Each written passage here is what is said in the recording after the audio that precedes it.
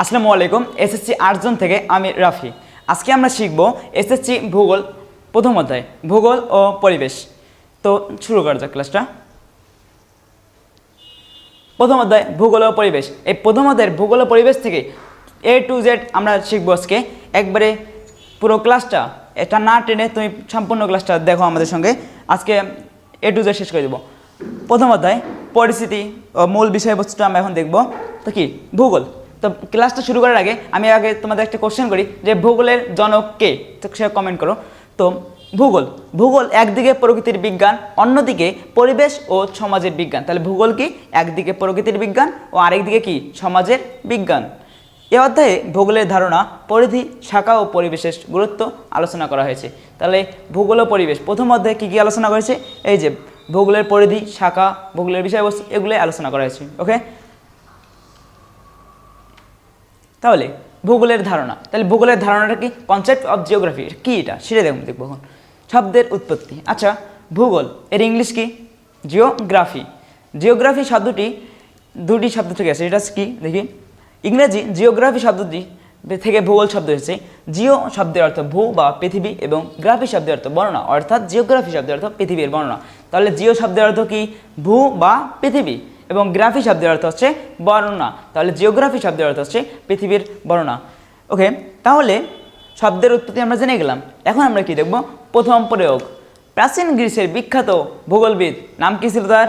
ভূগোলের জনক ইরাটোস্থেনিস।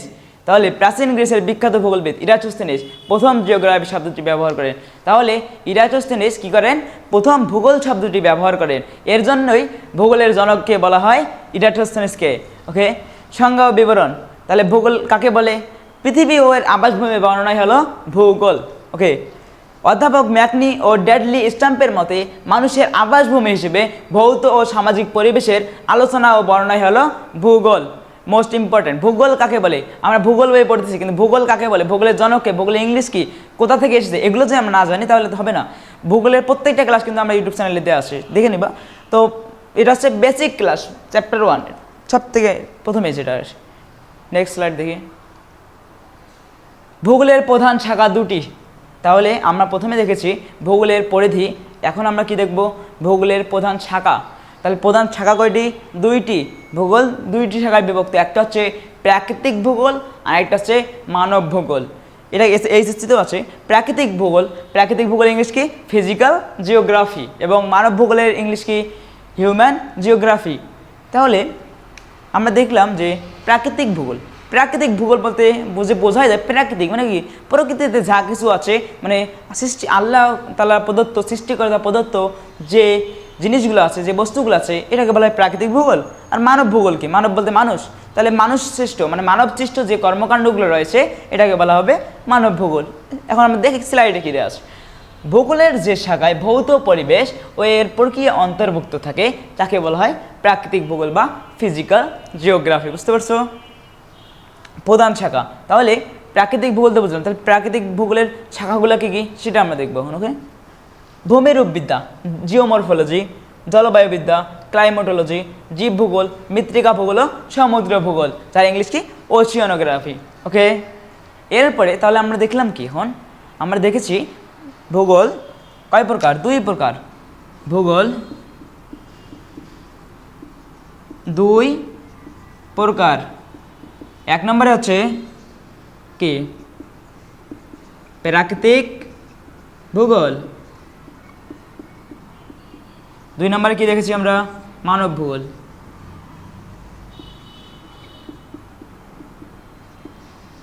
তাহলে প্রাকৃতিক ভূগোল তো দেখলাম, তাহলে মানব ভূগোলটা কি? মানব ভূগোল হচ্ছে হিউম্যান জিওগ্রাফি। এটা পৃথিবীর বিভিন্ন অঞ্চলে মানুষ কিভাবে বসবাস ও জীবনযাত্রা নির্বাহ করে তার কি বিবরণ। তাহলে আমি প্রথমে বলছি মানবসৃষ্ট যে কর্মকাণ্ডগুলো রয়েছে এটাই মানব ভূগোলের অন্তর্ভুক্ত। তাহলে এখানে প্রধান শাখাগুলো কি? মানব ভূগোল কী কী নিয়ে আলোচনা করে এটা আমরা দেখবো এখন। যে অর্থনৈতিক ভূগোল, জনসংখ্যা ভূগোল, আঞ্চলিক ভূগোল, রাজনৈতিক ভূগোল এবং নগর ভূগোল ও পরিবহন ভূগোল। তাহলে মানবসৃষ্ট যে কর্মকাণ্ডগুলো এগুলোই কিন্তু মানব ভূগোল আলোচনা করে। ক্লাসের যে কোনো টপিক বুঝতে না পারলে কমেন্ট করে আমি রিপ্লাই দিয়ে দেবো, স্লাইড দেওয়া হবে, সমস্যা নেই তোমাদের। এরপর আছে পরিবেশ ও তার উপাদান। তাহলে ভূগোল ও পরিবেশ, আমরা ভূগোল বললাম, এখন পরিবেশ। পরিবেশটা কি সেটা কি? পরিবেশের সংজ্ঞা, যে পরিবেশ কাকে বলে এটাই আমরা দেখবো এখন।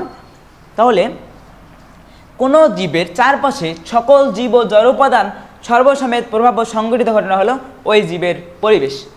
তাহলে পরিবেশ আমরা ক্লাস 3-4 পড়ছি যে পরিবেশ আমাদের চারপাশে যা কিছু নিয়ে এসে তা নিয়েই পরিবেশ গঠিত হয়। আমাদের চারপাশে পরিবেশের উপাদান দুইটা, জীব উপাদান, জড় উপাদান, এটা আমরা আগেই পড়েছি। জীব উপাদান কি? যাদের জীবন আছে।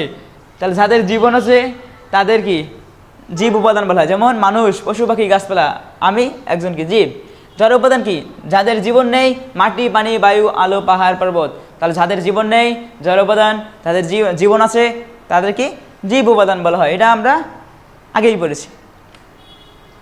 এরপরে ভূগোল ও পরিবেশ পাঠের গুরুত্ব, এটা মোস্ট ইম্পর্টেন্ট, কারণ এগুলো হচ্ছে খ নম্বরের জন্য, অনুধাবনমূলকের জন্য আসে যে ভূগোল ও পাঠের পরিবেশ পাঠের গুরুত্ব, এটা প্রত্যেকটা স্টুডেন্টের জানা দরকার। কারণ আমরা ভূগোল পাঠ করতেছি, কিন্তু আমরা এই ভূগোল ও পরিবেশ পাঠ করবো কেন, এর গুরুত্বটা কি, এটাই যদি আমরা না জানি তাহলে এটা পাঠ করার কোনো দরকারই হয় না।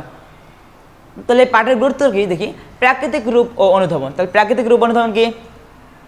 পৃথিবীর কোনো স্থানের প্রকৃতি, পাহাড়, পর্বত, নদী, সাগর ও ভূমির উপর বৈশিষ্ট্য জানা যায়। তাহলে এই যে প্রাকৃতিক রূপ অনুধাবন, এর মাধ্যমে কি কি আমরা জানতে পারি? পৃথিবীর কোনো স্থানের প্রকৃতি, কোন স্থানের পাহাড়, পর্বত, নদী, নালা, এগুলো সম্পর্কে আমরা জানতে পারি প্রাকৃতিক রূপ অনুধাবনের মাধ্যমে। এরপরে আছে জীবজগতের উৎপত্তি, এটা কি? পৃথিবীর জন্মলগ্ন থেকে কিভাবে জীবজগতের উদ্ভব হয়েছে সে বিষয়ে বিজ্ঞানসম্মত ধারণা অর্জন করা যায় কিসের মাধ্যমে? ভূগোল ও পরিবেশ পাঠের মাধ্যমে। বুঝতে পারছো? এরপরে আছে দুর্যোগ ব্যবস্থাপনা। দুর্যোগ ব্যবস্থাপনা কি দেখি, প্রাকৃতিক দুর্যোগ সৃষ্টির কারণ, ক্ষয়ক্ষতি নিয়ন্ত্রণ ও জলবায়ু পরিবর্তনের প্রভাব সম্পর্কে জ্ঞান লাভ করা যায় কিসের মাধ্যমে? এই ভূগোল ও পরিবেশ পাঠ করার মাধ্যমে। সম্পদের টেকসই ব্যবহার, সম্পদ কিভাবে ব্যবহার করবে?